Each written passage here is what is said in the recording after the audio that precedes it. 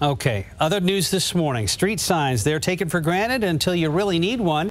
We've heard from one driver who was frustrated with those really faded signs. To let us look in who makes and replaces the signs we see around the Alamo City. Ashley Custer gives us a look inside the city's sign shop.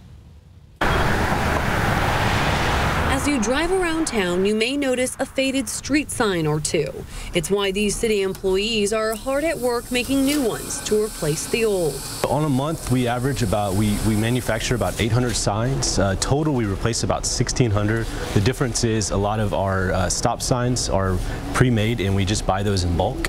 And some other signs as well, like a yield sign.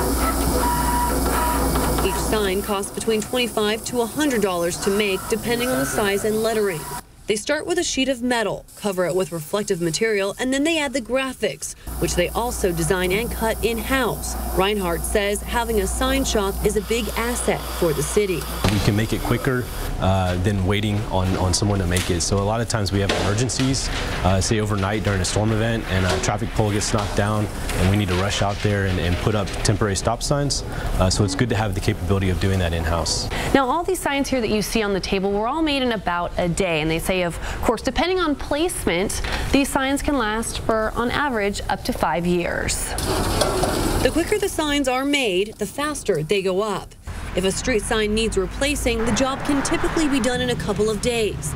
If it's an emergency, response is immediate. It depends, I guess, on the size of the sign. You know, if it's one that's hanging from an intersection, we'll have to go out there with our bucket truck. So we'll need someone in the bucket, someone out on the street making sure it's safe. If it's a simple sign replacement, just bolting a new sign on, that could be a one-person job. Or if it's a new pole-mounted system where we have to dig a hole, put concrete in, it could take a couple people to put it up.